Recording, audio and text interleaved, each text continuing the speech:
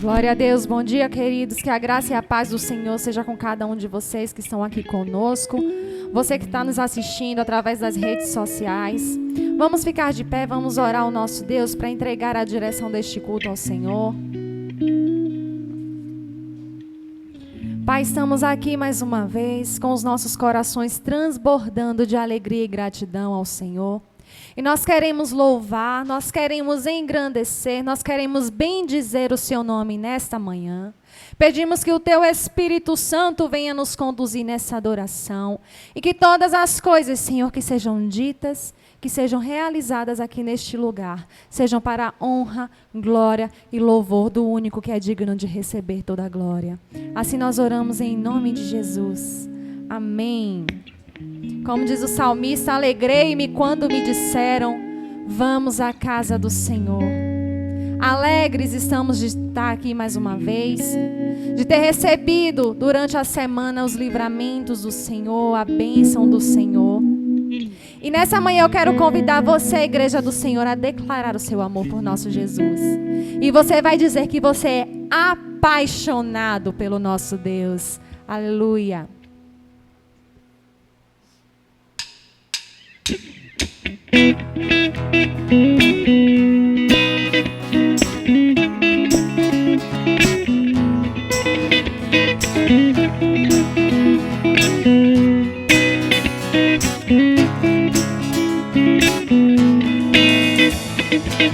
Você mudou meu jeito de pensar. Você mudou meu jeito de agir. Me deu sentido. Você está comigo 24 horas e ainda assim é muito pouco. Você plantou em mim a semente da eternidade pra te adorar. Apaixonado, apaixonado, apaixonado por você, Senhor. Estou apaixonado, apaixonado, apaixonado por você, Senhor. Estou. Você morreu por mim naquela cruz. Sua vergonha foi em meu favor. E hoje vivo pro meu Senhor em Cristo 24 horas. E ainda assim é muito pouco. Você plantou em mim a semente da eternidade pra te adorar. Apaixonado, apaixonado, apaixonado por você, Senhor. Estou apaixonado, apaixonado, apaixonado por você, Senhor. Estou. Você mudou o meu caminho e hoje te encontrei.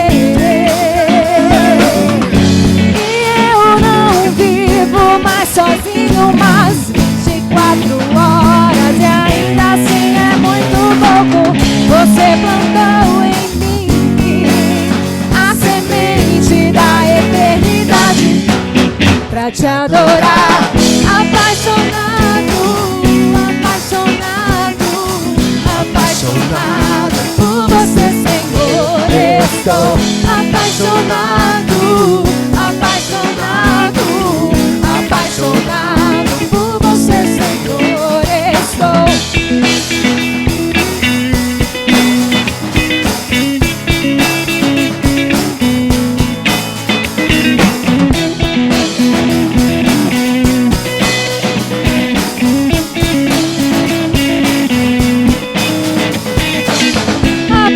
Apaixonado, apaixonado, apaixonado por você, Senhor. Estou apaixonado, apaixonado, apaixonado por você, Senhor. Estou apaixonado, apaixonado, apaixonado por você, Senhor. Estou apaixonado, apaixonado, apaixonado por você, Senhor. Estou apaixonado, apaixonado, apaixonado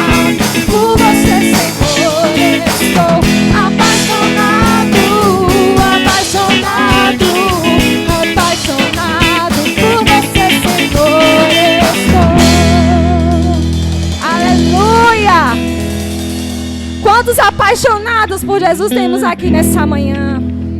Glória a Deus. Não poderia ser diferente, porque o Senhor nos amou primeiro. O Senhor se entregou por nós. Por isso que nós somos um bando de apaixonados por Jesus. Aleluia. Vamos continuar adorando ao nosso Deus, entendendo que a partir do momento que nós aceitamos o seu sacrifício na cruz, há um Espírito que habita em nós e que nos conduz em toda a nossa caminhada. E nós vamos pedir para que esse Espírito sopre sobre nós nessa manhã. Amém?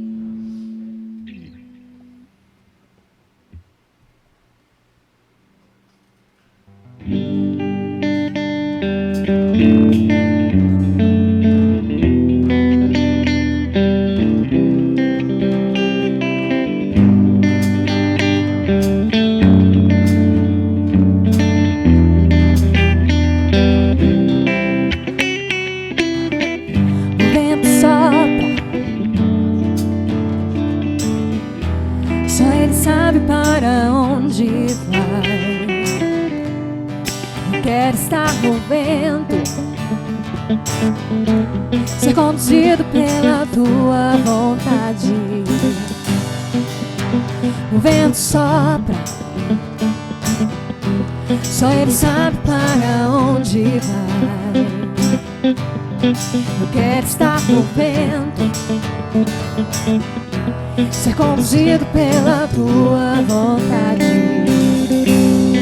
Sopra sobre mim o teu querer, leva-me na nuvem da unção. Quero ir contigo até chegar ao lugar da tua habitação. Sopra em mim, vento do Espírito, contigo eu quero ir. Eu não sei de onde vens, nem sei pra onde vais, só sei que eu quero ir.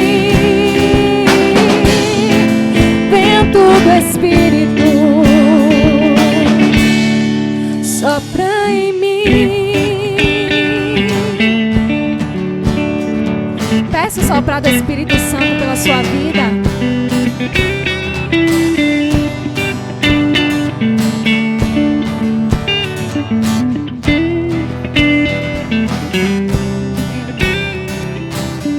O vento sopra, só Ele sabe para onde vai. Eu quero estar no vento, ser conduzido pela tua vontade. Sopra, sopra sobre mim o teu querer, leva-me na nuvem da unção. Quero ir contigo até chegar ao lugar da tua habitação. Sopra em mim, vento do Espírito, contigo eu quero ir. Eu não sei de onde vens, nem sei pra onde vais, só sei que eu quero ir. Sopra em mim, sopra em mim, vento do Espírito, contigo eu quero ir. Eu não sei de onde vens, nem sei pra onde vais, só sei que eu quero ir. Vento do Espírito, sopra em mim.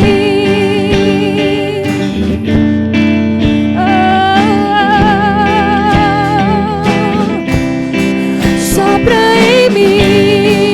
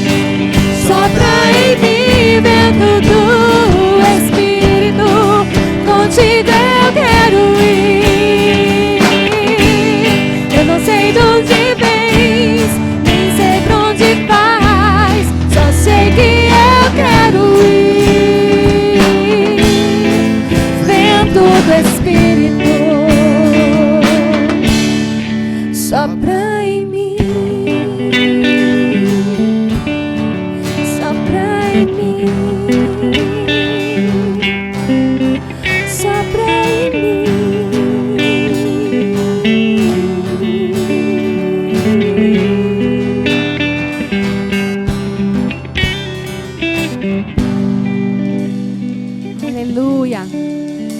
Que esse vento do Espírito venha nos conduzir todos os dias. Venha conduzir a nossa caminhada. Venha conduzir a nossa comunhão com Deus, a nossa adoração ao nosso Senhor. Amém? Pode sentar, queridos.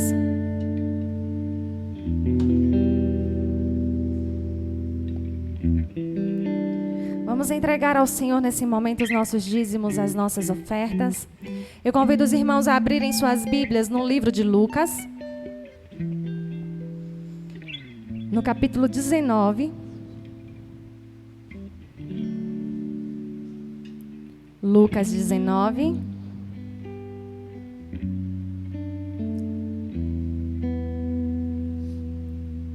Verso 8.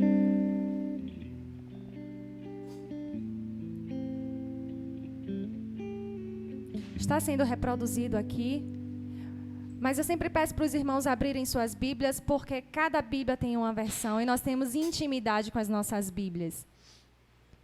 Então fica melhor o nosso entendimento. Lucas, capítulo 19, verso 8. Vamos ler todos a uma só voz? E, levantando-se Zaqueu, disse ao Senhor: Senhor, eis que dou aos pobres metade dos meus bens, e, se em alguma coisa tenho defraudado alguém, o restituo quadriplicado. Amém. Nós estaremos ministrando louvor. Durante a ministração, os irmãos que desejarem entregar suas ofertas, os seus dízimos na casa do Senhor, podem se dirigir ao gasofilácio.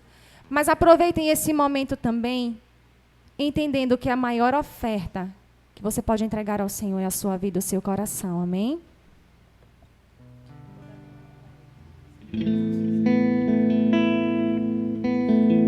Aleluia, Jesus. Eu tenho um Deus que não vai deixar essa luta me matar e o desespero me tomar.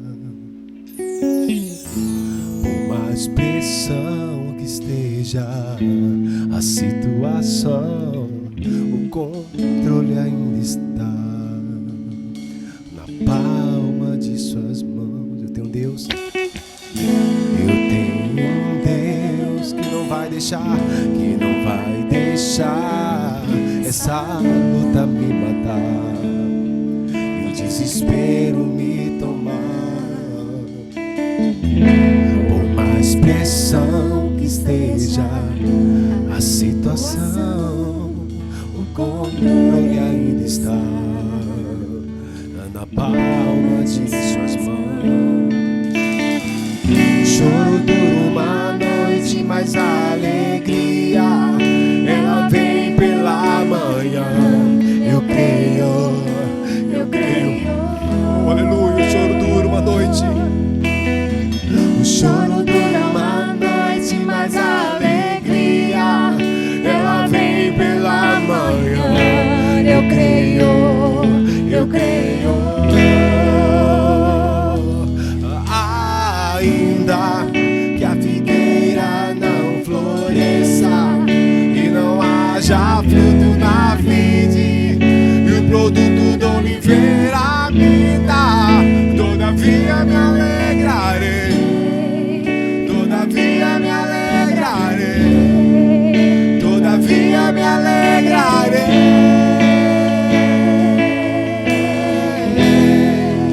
Eu tenho um Deus, diga.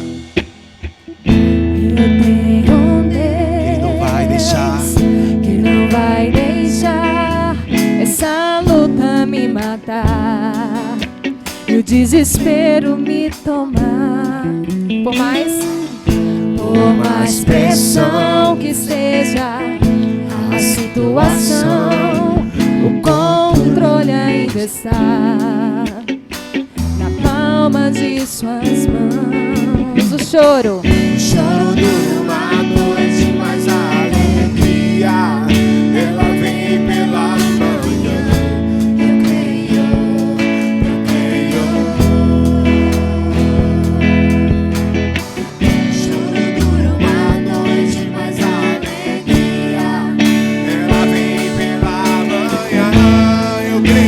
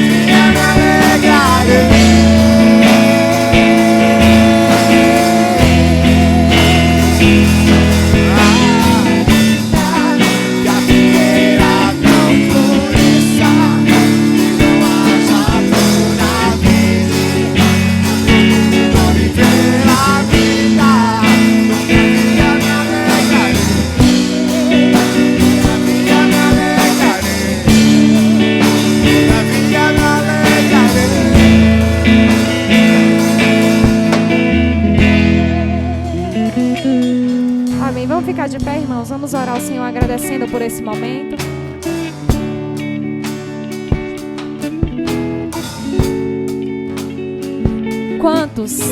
Quantas famílias estão passando por dificuldades nesse momento?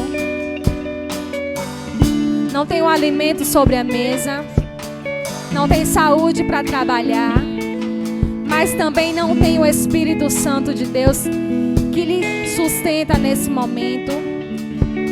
Nós, servos do Senhor, passamos por dificuldades, passamos por tribulação, por provações, mas nós temos o Espírito Santo de Deus em nós, que nos dá o entendimento de que Deus está conosco em todos os momentos.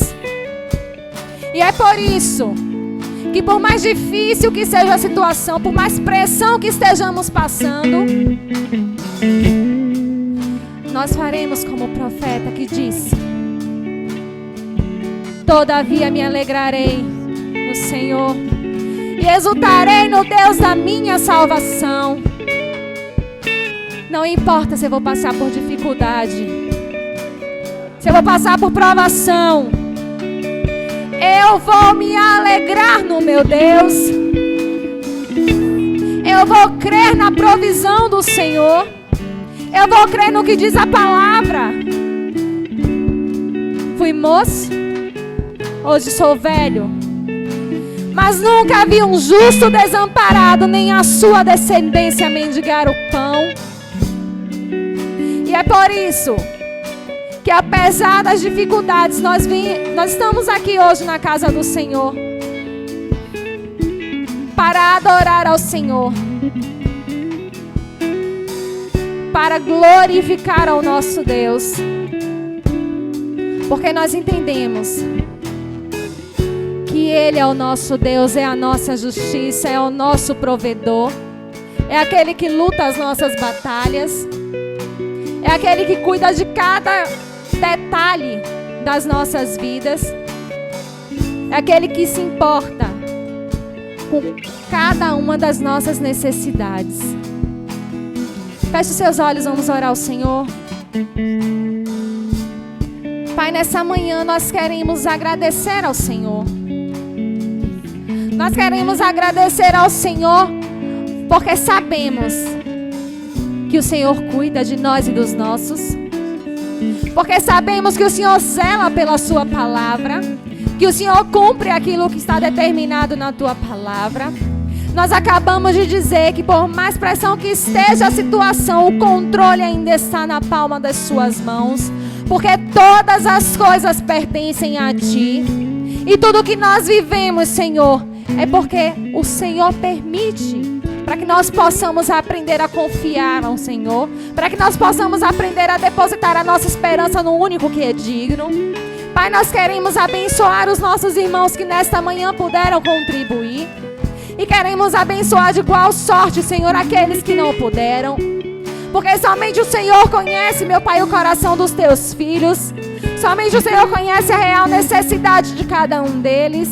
Então nós queremos abençoá-los, meu Pai, e pedir ao Senhor que o Senhor venha prover, meu Deus, todas as coisas na vida de cada um dos teus filhos. Que o Senhor venha abençoar, ó Deus, os recursos que foram depositados nesse altar. Que o Senhor venha abençoar e dar sabedoria, Senhor, às pessoas que irão administrar esses recursos. Que eles tenham o coração temente ao Senhor, e que o Senhor possa direcioná-los, meu Pai, para que tudo que seja aplicado esse dinheiro, esses recursos, seja para o crescimento do teu reino, seja para o resgate de vidas, seja para curar, ó Deus, aqueles que precisam de uma cura espiritual.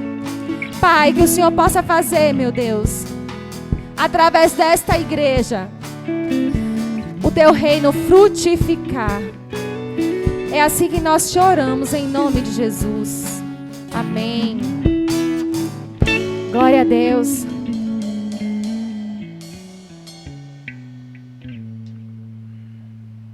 Nós vamos ministrar um louvor agora, Olha aí. que completa isso que nós acabamos de falar, de cantar e de orar.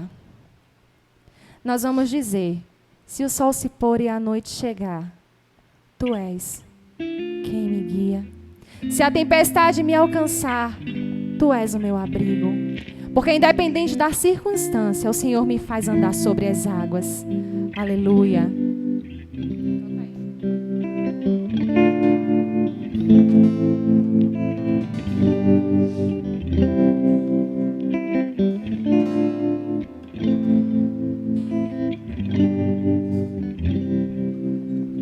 Se o sol se pôr e a noite chegar, tu és quem me guia. Se a tempestade tu és, aleluia, meu abrigo. Se o mar me submergir, a tua mão me traz à tona pra respirar e me faz andar sobre as águas. Oh, aleluias.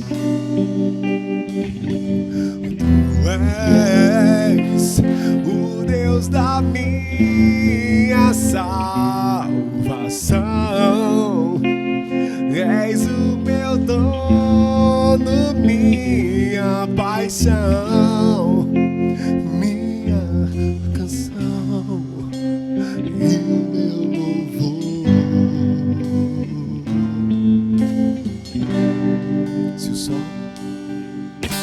Se o sol se pôr e a noite chegar, tu és quem me guia. Se a tempestade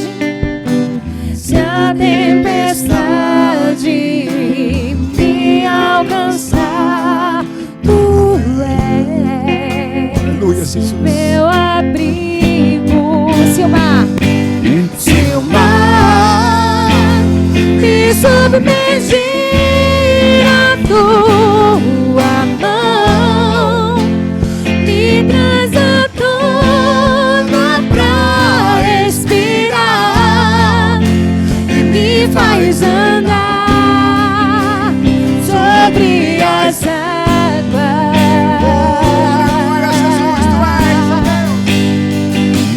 Tu és o Deus da minha salvação.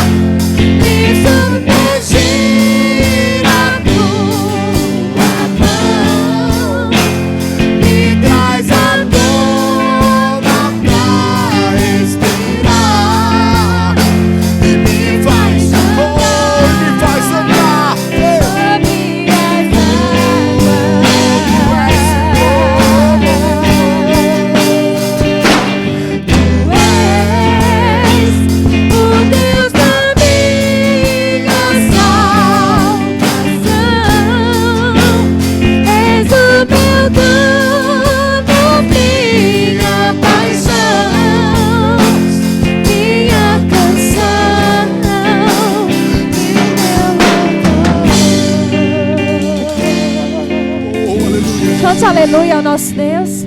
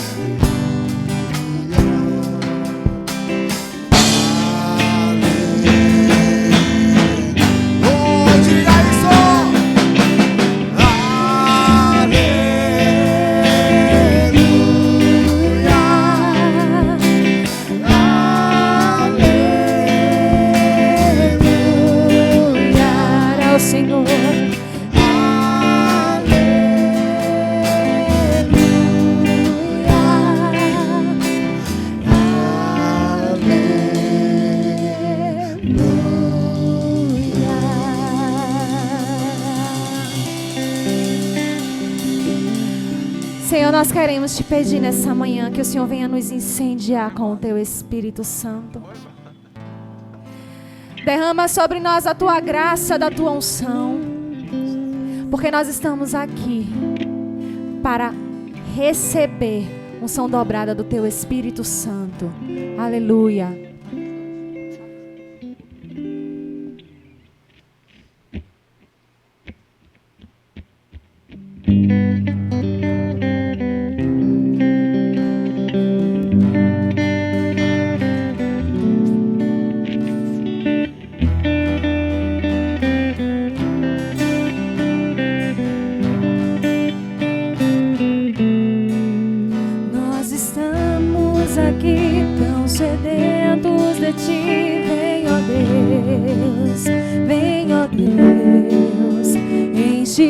Este lugar, meu desejo é sentir teu poder, teu poder.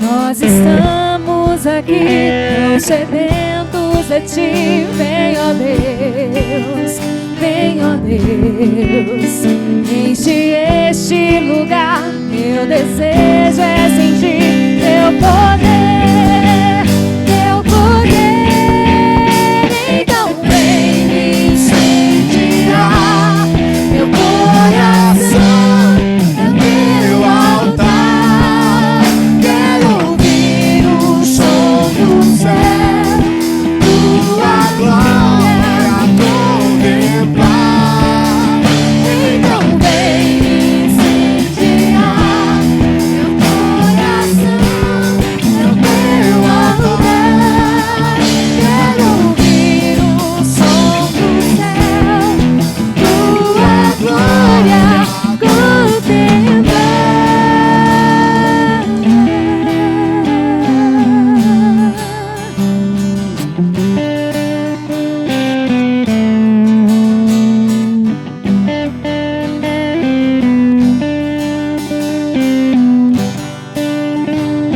Nós estamos aqui. Nós estamos aqui tão sedentos de ti, vem ó Deus, vem ó Deus, enche este lugar, meu desejo é sentir teu poder, teu poder, então vem me incendiar, meu coração é o teu altar, quero ouvir o som do céu, tua glória contemplar, então vem me incendiar, meu coração é o teu altar, quero ouvir o som do céu, tua glória contemplar.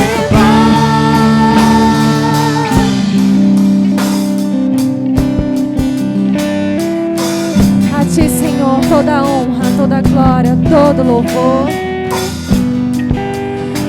O poder está em suas mãos. Aleluia. Aleluia. Te damos honra, te damos glória.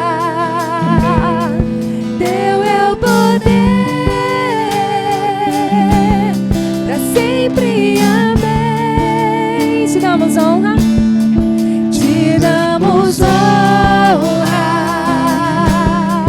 te damos glória. Teu é o poder para sempre. Amém. Te damos honra, te damos glória. Teu é o poder para sempre. Amém. Te damos honra, te damos honra, te damos glória. Teu é o poder para sempre. Amém.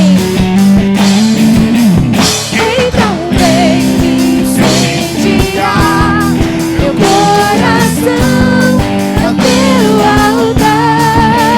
Quero ouvir o som do céu, tua glória contemplar. Então vem incendiar meu coração no teu altar.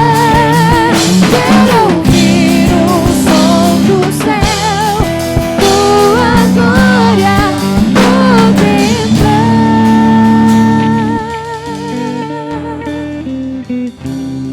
Senhor, nós declaramos que os nossos corações é o teu altar. E por isso pedimos, Senhor, vem limpar os nossos corações. Venha tirar de nós toda preocupação, toda inquietação nesse momento. Venha repreender, Senhor, todo ladrão da semente, porque nós queremos receber a porção da tua palavra. Deus, vem ungir o teu servo que tem se colocado à disposição para a tua obra. Que o Senhor venha guardar a mente e o coração dele. Que o Senhor venha guardar os lábios do teu filho. Cobre, Senhor, com o teu sangue. Guarda a sua família. Reveste, Deus, de toda a armadura espiritual. Pai, nós queremos abençoar a vida dele. E que ele possa, Senhor, ser instrumento do Senhor neste lugar. Recebe a adoração do seu povo e vem falar conosco, Senhor. Assim nós oramos, em nome de Jesus. Amém. Glória a Deus. Podem sentar, irmãos.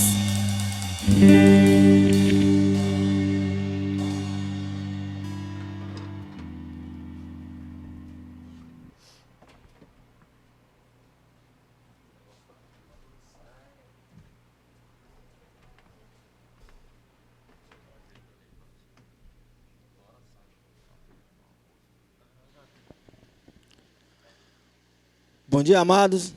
Graça e paz do nosso Senhor Jesus. Amém. Felizes por estarmos mais uma vez na casa do Senhor, né? A palavra de Deus diz: feliz quando me chamaram, quando fomos à casa do Senhor. Porque quando eu, pelo menos eu, quando chego na casa do Senhor, irmão, que assim que eu chego, que eu ponho os pés na igreja, eu começo a me motivar. Até mesmo pelos aqueles irmãos que chegaram aqui, que conseguiram chegar aqui, pelas suas dificuldades, pelos problemas, que eles acharam que o melhor lugar que podia estar era a casa do Senhor. Aquilo já me motiva, aquilo já me deixa feliz. E é por isso que eu sinto falta, irmãos, dos nossos idosos, que quando eu olho para um idoso, feito nosso irmão Crispim, que tem os seus problemas, mas mesmo assim o melhor lugar para ele estar é na casa do Senhor, isso me motiva, isso me deixa alegre. Amém, irmãos? E feliz por estar aqui mais um domingo trazendo uma mensagem do Senhor.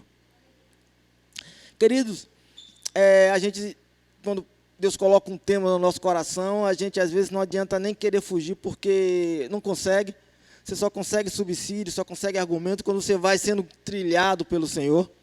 E é muito bom, quando na semana passada eu falei da graça, coisa maravilhosa, coisa boa. e é dessas pregações que eu gosto, mas Deus às vezes nos encaminha para outro sentido e nós temos que obedecer, é melhor obedecer.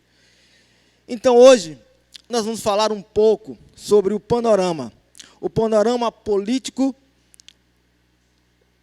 que acontecia na época de Jesus, o panorama político da vida de quando Jesus estava entre nós. Como era o panorama político? Qual o posicionamento de Jesus? Deixar bem claro que eu não vou falar de política e muito menos da política partidária. Nós vamos analisar a situação política e o posicionamento de Jesus quando ele estava aqui entre nós. Porque assim, irmãos, não adianta a gente querer ser inocente, ser tratado como um menino, porque a Bíblia fala que nós temos a mente de Cristo, e na palavra de Deus conta a história de um povo, e nessa história de um povo ele fala sobre política, sobre economia, sobre vários assuntos. Nós podemos ver lá logo no início, lá no Gênesis 4, quando Abel, ele é o representante dos pastores, né? E Caim é o representante dos agricultores. Ali iniciava lá no crescente fértil, quem lembra de história, o mundo iniciava ali.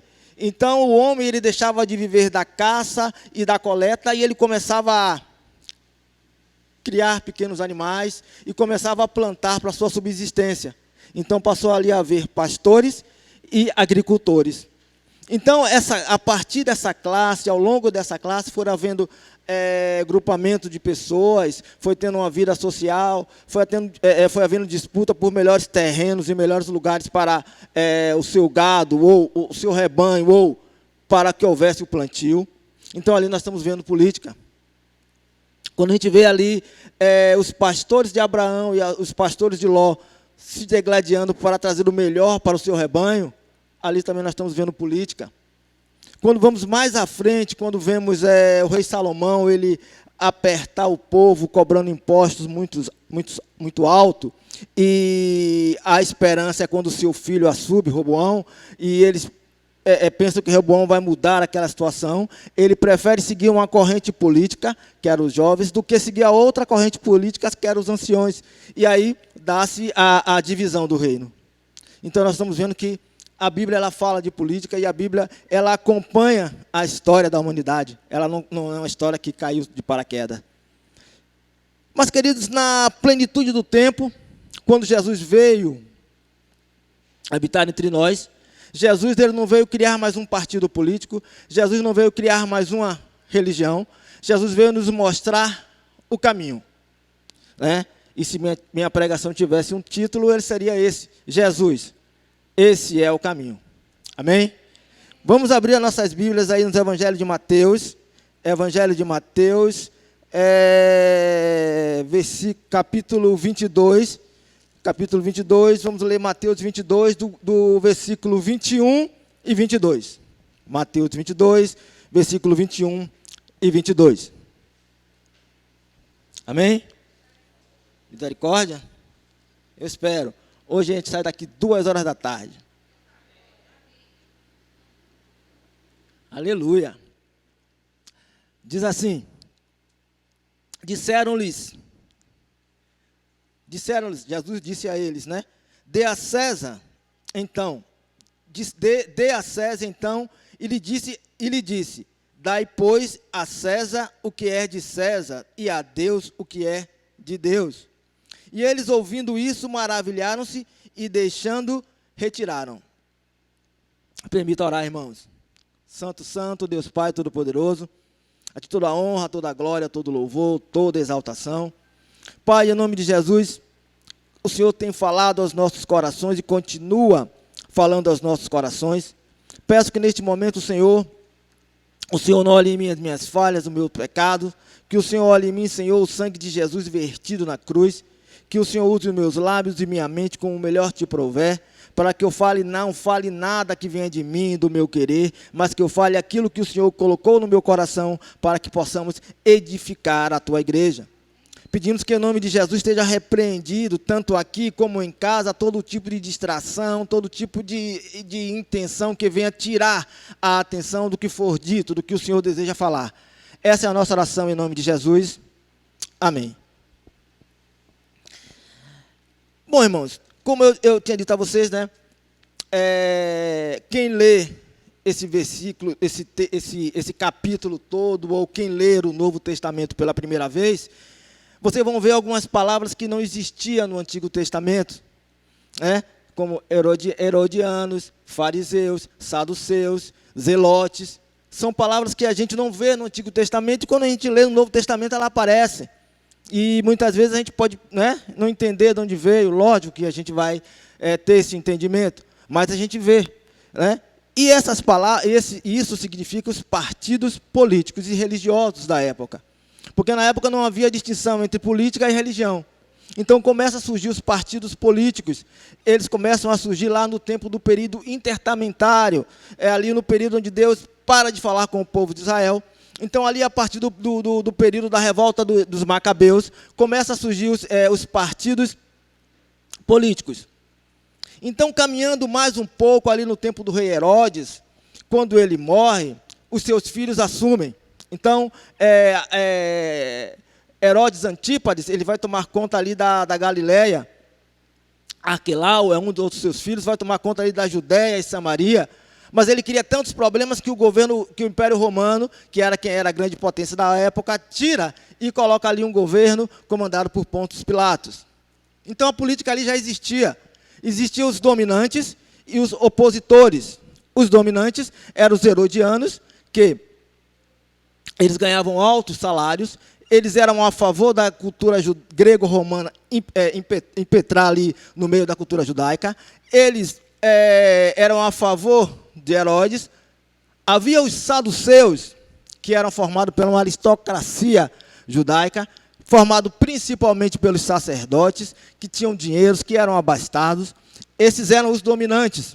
Havia os opositores, que eram os fariseus. A palavra fariseu quer dizer separado. Eles eram opositores meio que centrão, porque o objetivo deles era combater aqueles judeus helênicos que voltaram, né, na época da Grécia, que eles voltaram com ideias diferentes. Então, eles queriam combater, sendo rígidos da lei, mas só que eles acabam se tornando fanáticos e eles acabam interpretando a lei ao belo prazer e gostavam muito de dinheiro. Esses eram os fariseus, formados por comerciantes, por profissionais liberais. Existia também os essênios. Esse a Bíblia não fala, você só vai ver por estudos. Eles resolveram viver afastados de tudo. Eles não iam para o templo, eles viviam numa pobreza, curtindo um celibato, ou seja, eles se afastaram de tudo para viver longe de todos os problemas, fugindo de todos os problemas. Havia os zelotes, esses sim eram revoltosos, eles acreditam numa revolta armada. Eles acreditavam o quê? Pegando em arma, o povo de Israel, o judeu, ia conseguir se libertar da tirania romana. Então, eles roubavam, eles saqueavam, eles até matavam, como uma desculpa política. Mas existia também, irmãos, o chamado povo da terra, que eram os judeus palestinos, o povão, a massa, né?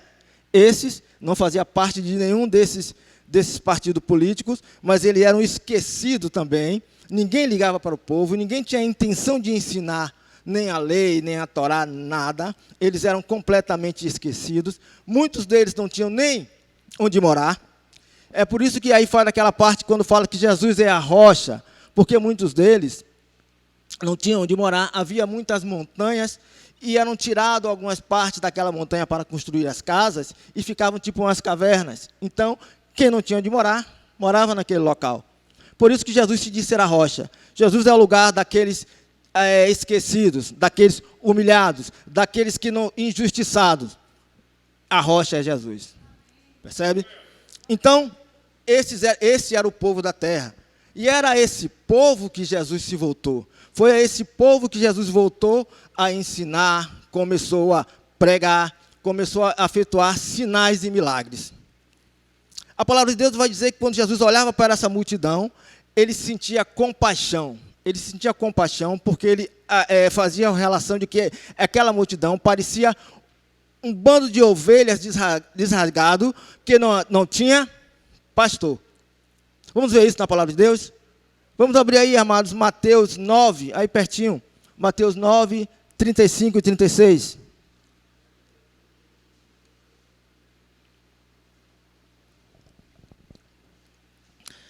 Percorria Jesus todas as cidades e aldeias, ensinando nas sinagogas deles, pregando o evangelho do reino, curando todas as enfermidades e moléstias entre o povo. E vendo a multidão, teve grande compaixão deles, porque andavam desgarrados e errantes, como ovelhas que não têm pastor. Amados, Jesus, ele não se enquadrou em nenhum daqueles partidos políticos, nenhum daqueles partidos políticos atraía a Jesus, porque o objetivo de Jesus era implantar o reino de Deus, e no reino de Deus não existe dominante e nem opositor. No reino de Deus o importante é servir. E isso, amados, incomodava, vamos voltar aqui ao texto, incomodava aqueles homens ao ponto de se unirem. Os herodianos e os fariseus, eles se unem para armar uma cilada, para armar uma emboscada, como disse o pastor Ari, armar uma arapuca para Jesus. Um abraço, pastor Ari. Então, eles se infiltram no meio do povo e vem alguém e pergunta: é justo pagar tributo a César? Ou seja, se ele diz não, é justo, é correto, porque foi o contrato que nós fizemos. A maioria dos judeus era contra pagar. Se ele diz, não, esse negócio de pagar tributo a César, está explorando o povo, está errado. Ou seja, havia herodianos ali no meio que podia prendê-lo ou podia acusá-lo. Percebe? Então ele pega uma moeda e diz assim, me dê uma moeda aí, uma moeda romana. E na moeda romana, na frente, tinha a efígie Tibério César, o filho de Augusto César. E no fundo da moeda romana, tinha um deus de paz, um deus chamado Eirene. Então Jesus diz assim, ó, dê a César o que é de César e dê a Deus o que é de Deus. Não tem nada a ver com isso. Jesus estava dizendo ali que o problema dele não era se envolver com o problema do governo e nem com o problema de religião. Jesus estava dizendo ali que o objetivo dele não era mudar o governo, nem criar uma religião. Veja que Jesus não fala nada contra o governo, Jesus não fala nada contra os sacerdotes, mas ele acaba incomodando todos os dois. Jesus pega a palavra, Jesus fala de amor, Jesus leva o conhecimento àquele que nunca ouviram falar do Evangelho, mas Jesus incomoda o governo e incomoda o sistema religioso. Perceba que o objetivo de Jesus era um, porém ele estava sendo mal interpretado. Amados, é assim, Jesus ele tem duas características que me chamam a atenção. A primeira delas é que ele não se deixa render por elogios, por pessoas influentes, por pessoas poderosas, por luxo, por riqueza. Nada disso faz com que ele mude o foco dele.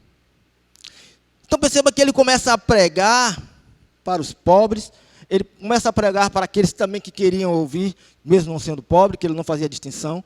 E isso começa a chamar a atenção dos partidos políticos. Quem é esse? Né? Então, os fariseus, ele tem aquela intenção de vamos trazer ele para o nosso lado, vamos trazer ele para a gente, vamos fazer, já que ele conhece da lei, vamos trazer ele para o nosso lado. E perceba, irmãos, que os judeus, eles tinham eles eram voltados ao estudo, eles tinham muita atenção ao estudo, e a gente, quando ouve, pensa que é todo mundo. Porém, quem tinha direito aos estudos, acesso ao conhecimento da Torá, era quem fazia parte daquela elite. Com 6 anos, os pais ensinavam. A partir de 6 anos, eles iam para a escola das sinagogas. Lá, eles começavam a aprender. Com 12 anos, eles já sabiam de tudo. 12 anos, eles sabiam todo o fundamento da Torá.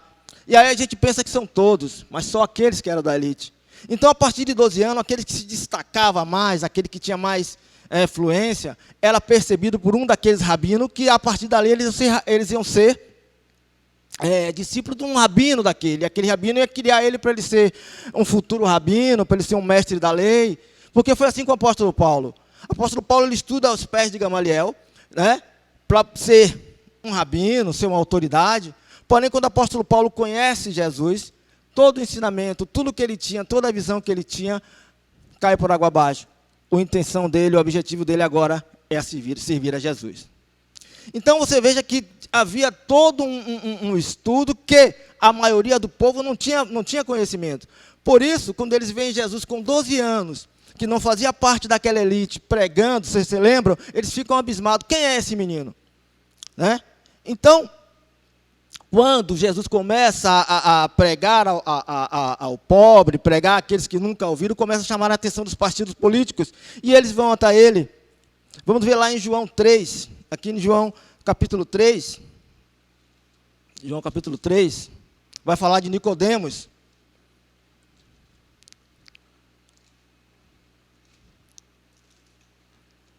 João no capítulo 3, Jesus ele passa, Nicodemos era um homem rico, Nicodemos era um mestre da lei, Nicodemos ele era respeitado, ele era um príncipe dos judeus, ele é um homem que tinha conhecimento, ele passou por todo aquele processo que eu acabei de falar, ele agora era e ele vai a Jesus, tem um encontro com Jesus, e ele reconhece, ele diz, olha, reconheço que você é mestre. Por quê? Mestre que vem de Deus, porque ninguém faz esses sinais que você faz. Ou seja, Nicodemos reconhece, Jesus como vindo de Deus. Nicodemos chama Jesus de mestre. Percebe o elogio? Ele coloca Jesus ao mesmo nível dele. Ele era mestre, irmão. Assim, para a gente ter uma ideia, no nosso tempo hoje é como se alguém que tivesse feito graduação, pós-graduação, mestrado, doutorado, pós-doutorado, pós, né? E chegasse para uma pessoa que nunca fez uma faculdade e dissesse, você é mestre, você está no meu nível. Percebe o elogio? Qualquer um, né? Mas Jesus, ele sabia o objetivo dele, ele tinha um foco. E ele dizia, olha, Nicodemos, como ele vai falar aqui no 4, isso é verdade. Eu sou vindo de Deus, mestre vindo de Deus, você está certo, mas isso não muda a situação. Você é mestre da lei, conhece tudo da lei, mas isso não muda a situação. Nada disso importa. O importante é nascer de novo. Porque se não nascer de novo, não verá o reino de Deus. Percebe? Jesus não cedeu ao elogio. Jesus foi firme no seu propósito, ao ponto de Nicodemos, irmão, perder a chave, como diz, né? Nicodemos não esperava aquela atitude de Jesus. Né? Jesus ele não rende-se ao elogio. Ele diz, você é mestre, realmente, eu sou mestre de Deus, mas isso não muda nada, queridos. Isso não muda nada você saber disso. O que muda é nascer de novo. E percebe, irmãos, um dos versículos que mais me chama a atenção é esse versículo 4, quando Nicodemos, ele fica, no meu entender, ele fica, sabe, ele não sabe se faz uma gozação, ele não sabe se faz, diz, rapaz, eu lhe chamei de mestre, coloquei você no meu nível, você vem falar uma besteira dessa, né? A gente não sabe a intenção dele, porque ele não esperava aquela atitude, ele esperava, né, Jesus ceder. E aí a gente não entende se ele está fazendo uma zombaria, ou se ele está usando uma técnica filosófica da época, né? Que vivíamos no tempo de Sócrates, na época socrática, em que usava a maiêutica, né? Você fazer perguntas para conduzir alguém a um objetivo, a um erro. E ele começa a perguntar a Jesus, pode alguém grande nascer de novo? Pode o cara voltar para a barriga da mãe? Ele começa a fazer essas perguntas, né? E Jesus continua firme no seu propósito, dizendo, olha, aquele que não nasceu da água e do Espírito, não entrará no reino do céu, porque aquele que nasceu da carne, é carne, e aquele que nasce do Espírito, é Espírito, e o importante é nascer do Espírito. E aí Nicodemos desaba, meu irmão, Nicodemos desaba. E assim a gente não tem a certeza se Nicodemos se converteu, a gente só tem a certeza que a incredulidade de Nicodemos fez com que ele perdesse uma ótima oportunidade de conhecer Jesus mais a fundo. Porque Jesus diz assim, olha, eu estou lhe falando de coisas terrenas, você não entende, imagine se eu falar as coisas do alto. A Bíblia não diz, não é clara se ele se converteu, mas dá essa pista porque ele defende Jesus no Sinédrio mais à frente, e quando Jesus na morte de Jesus, ele vai juntamente com José de Arimateia, outro que tinha a mesma situação de Nicodemos, que se rende aos pés de Jesus, que se rende aos pés da verdade que Jesus disse que era. Então eles dois vão solicitar o corpo de Jesus. Então perceba, amados, que Jesus ele não cede às autoridades, ele não cede às pessoas ilustres, ele não cede àqueles que estão no poder. O objetivo de Jesus é claro. O objetivo de Jesus é claro e ele não cede esses objetivos.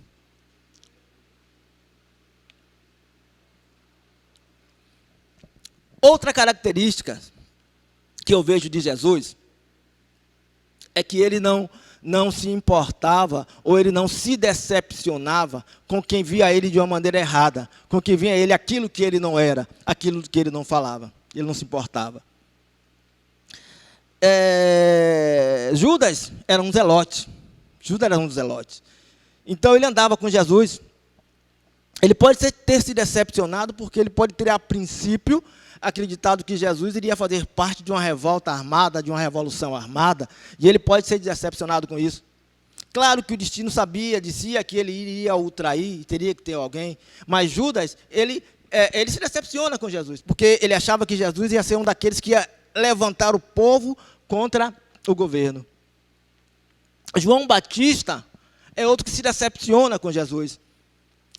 João Batista, quando viu Jesus vindo no início da história, diz, eis o Cordeiro de Deus que tira o pecado do mundo. Porém, quando João Batista estava preso, ele achou, que Jesus poderia fazer alguma coisa, que Jesus poderia insuflar o povo para tirar ele da cadeia, que Jesus podia fazer uma barganha política para poder o libertar. Jesus não fez nada. Então ele manda os discípulos perguntar a ele se ele era o Messias ou deveria esperar outro. Jesus responde a ele, vai dizer a ele que os cegos estão vendo, os surdos estão sendo curados, os surdos estão ouvindo, os leprosos estão sendo curados, os mortos estão sendo ressuscitados, e o evangelho está sendo pregado aos pobres. Amém? Então, a resposta de Jesus foi essa, mas Jesus ele tinha o seu propósito, ele tinha o seu objetivo e não tinha motivo nenhum que o desviasse daquele sentido. Porque assim, queridos, eu vi uma citação, deixa eu ver se eu coloquei aqui, está aqui no início, eu coloquei aqui uma citação de um filósofo, que vai parecer que é da atualidade, que diz assim, todos os homens desejam naturalmente saber, muitos, contudo, se perdem nesta tarefa ao longo da vida, talvez por desconhecerem o caminho. Parece uma citação nova, antiga dos nossos tempos, mas não. Quem falou isso foi Aristóteles, 384 anos antes de Cristo. É por isso que, às vezes, nós vemos citações de Jesus que não entendemos que é resposta aos questionamentos da época. Por isso que ele diz, eu sou o caminho. Amém? E o que acontecia, irmãos? Porque as pessoas, elas estavam perdidas, elas estavam em busca de alguém, e que esse alguém podia não ser que tivesse do entendimento de Jesus. O povo, quando Jesus começa, durante os seus 3 anos, no primeiro ano ele passa de uma obscuridade, ninguém o conhece. Tem o batismo, tem a tentação, ele começa a pregar, então, aí ele começa a ficar famoso. Então, começa o ano da popularidade, ele começa a ser popular. Grandes milagres, grandes multidões o seguindo, e grandes pregações. Só que essa popularidade já estava incomodando Jesus, porque não era aquilo que ele queria. As pessoas estavam querendo nele uma expectativa daquilo que ele não era, e nem daquilo para que ele veio. E ele começa a consertar isso. Abra aí, irmãos, João 6,15. João 6,15.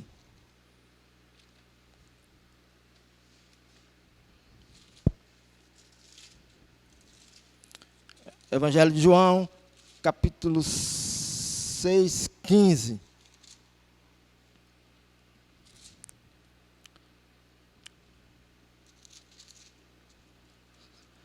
E sabendo, pois, Jesus, que haviam de vir arrebatá-lo para o fazerem rei, tornou-se a retirar-se, e ele foi só para o monte. Percebe? Sabendo Jesus que haviam vir para arrebatá-lo para o fazerem rei.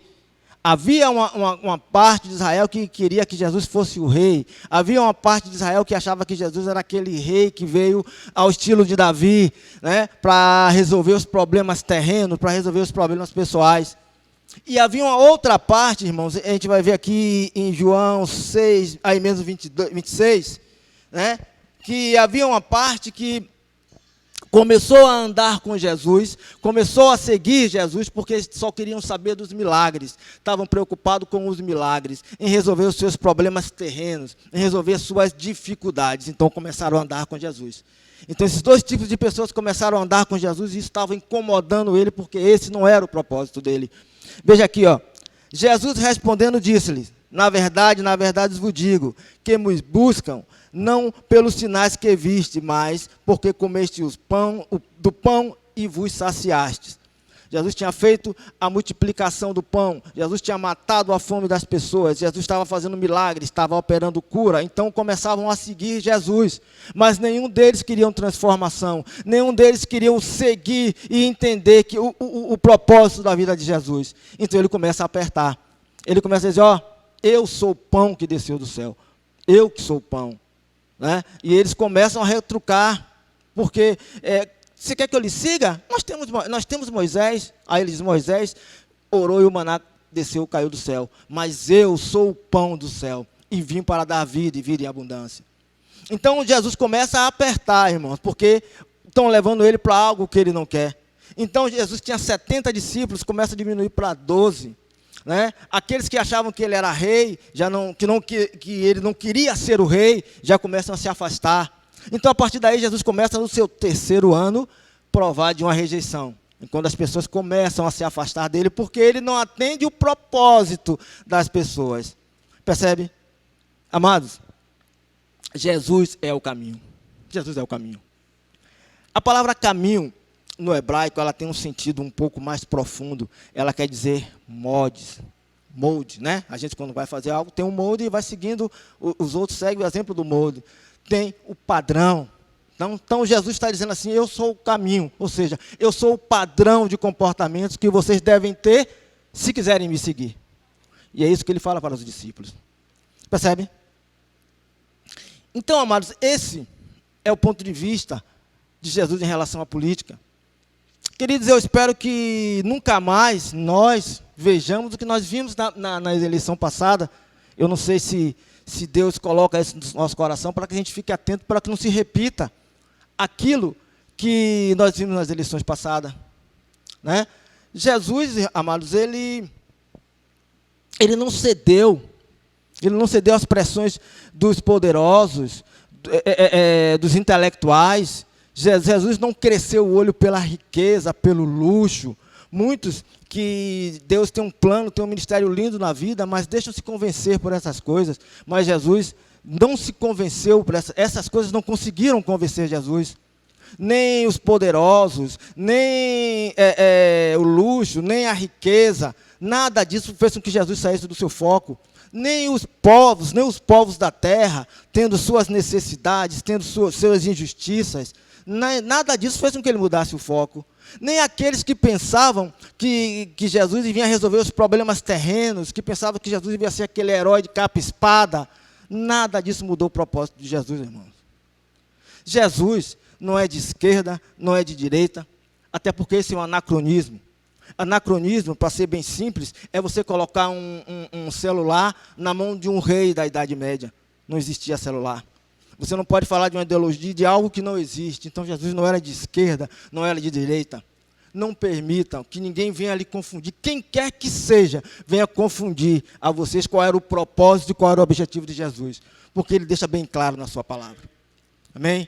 Lá em João 8,34, ele vai dizer que a comida dele, a comida e a bebida, ou seja, a coisa mais importante para se manter, é ele fazer a vontade daquele que o enviou e realizar a sua obra. Jesus, esse é o caminho. Amém, irmãos? Que Deus abençoe, que Deus tenha falado ao coração de vocês.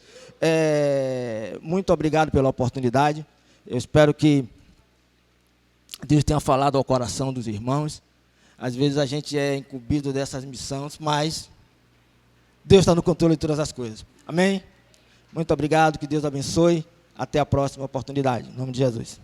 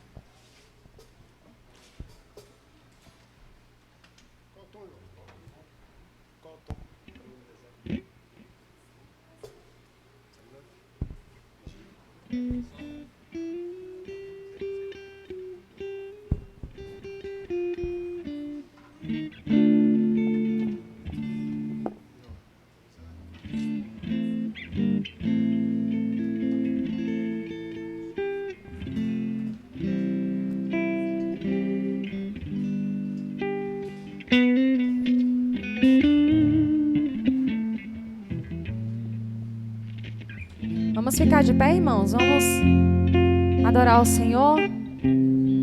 Porque nós compreendemos que Jesus é o caminho.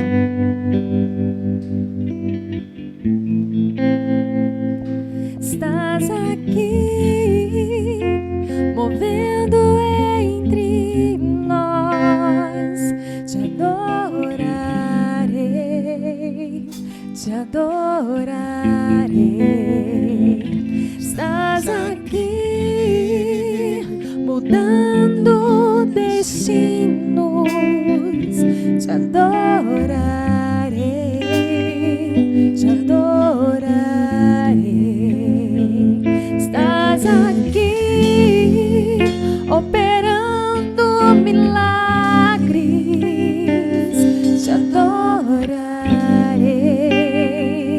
te adorarei. Estás aqui, transformando nossas vidas. Te adorarei, te adorarei. Meu Deus é Deus de milagres, Deus de promessas, caminho no deserto, luz na escuridão. Meu Deus, este é quem tu és. Meu Deus é Deus de milagres, Deus de promessas, caminho no deserto, luz na escuridão. Meu Deus, este é quem tu és. Estás aqui, tocando os corações. Te adorarei, te adorarei. Estás aqui, curando multidões. Te adorarei, te adorarei. Estás aqui, restaurando os corações. Te adorarei, te adorarei. Estás aqui, transformando histórias. Te adorarei, te adorarei. Meu Deus é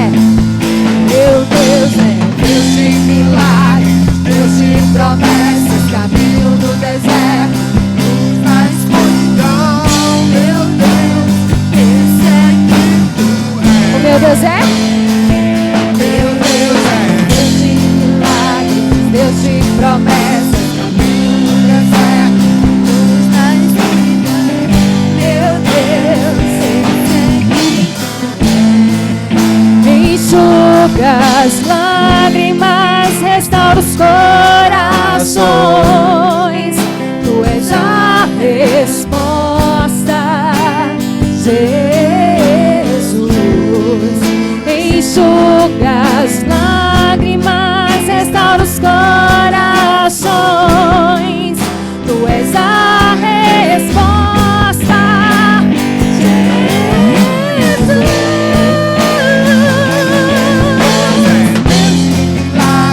Deus de promessas, caminho